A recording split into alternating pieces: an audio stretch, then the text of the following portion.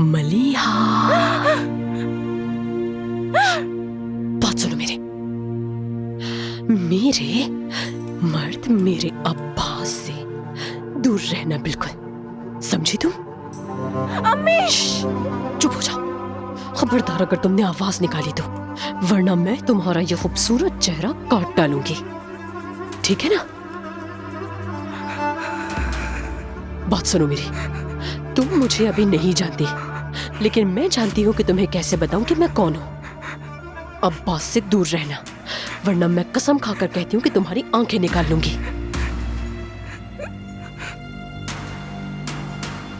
समझ गई तुम?